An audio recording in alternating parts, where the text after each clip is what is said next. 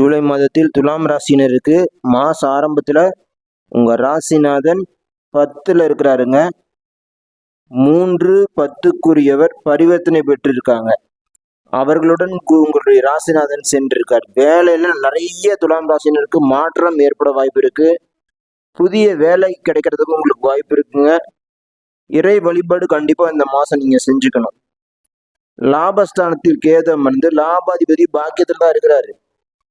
மாசத்தின் பிற்பகுதியில இந்த லாபாதிபதி 10க்கு வந்துடுவாருங்க. அவர் உங்க பஞ்சமாதிபதியோட சாரத்திலே செல்வாரு. ஸோ மாதத்தின் பிற்பகுதியில இறை அருள் உங்களை காப்பாற்றும். தொழிலில் இருந்த தடைகள் எல்லாம் நிவர்த்தி அடையும். தொழில் முடக்கங்கள் சரியாகும். படிப்படியாக உங்களுக்கு வளர்ச்சிக்கு வாய்ப்பு இருக்கு. செகண்ட் ஆஃப் பஞ்சமாஸ்தானத்தில் ராகு அமர்ந்து பஞ்சமாதிபதி சனி இந்த மாசம் வக்கரம் அடைகிறார். ஜூலை மாசம் வக்கரம் அடைகிறார். அதனால கன்ஃபார்ம் நீங்க குலதெய்வ கோயிலுக்கு போகணுங்க. அப்படி போயிட்டு வரும்பொழுது தடைகள் அனைத்து நிவர்த்தியாகும். இதுல உங்களுக்கு வாக்குஸ்தானாதிபதி மற்றும் கலஸ்திரஸ்தானாதிபதியான செவ்வாய் பகவான் அட்டமஸ்தலா இருக்காங்க. பேசுற பேச்சுல நீங்க கவனமா இருக்கணும். வாழ்க்கை துணைவருக்கும் உங்களுக்கும் சில கருத்து வேறுபாடுகள் ஏற்பட வாய்ப்பு இருக்கு. நண்பர்கள் உங்களுக்கு ஒத்து வர மாட்டாங்க. ஏதாவது உங்களுக்கு கசப்பு அவங்களுக்கு ஏற்படும்.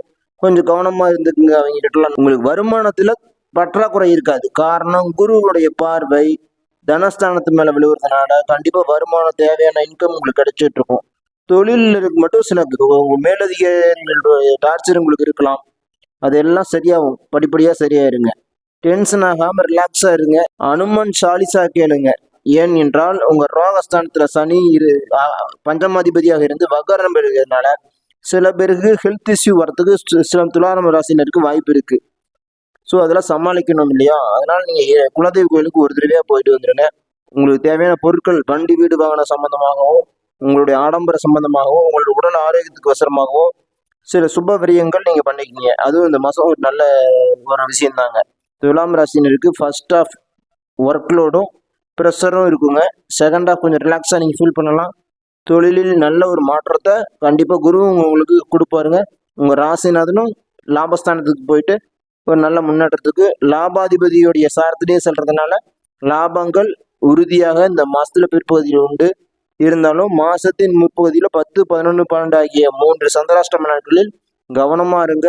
யாருடைய விஷயத்திலையும் தலையிட வேண்டாம். யாருக்கும் உத்தரவாதம் கொடுக்க வேண்டாம். சண்டை சித்திரங்களில் ஈடுபட வேண்டாம். அனைத்தும் நல்ல விதமாகவே நடக்கும். ஸ்ரீ லட்சுமி நாராயணன் ஜோதிடம் யூடியூப் சேனலை சப்ஸ்கிரைப் செய்து எங்களுக்கு ஆதரவு தருங்க. வீடியோ லைக் பண்ணுங்க, ஷேர் பண்ணுங்க. மிக்க நன்றி.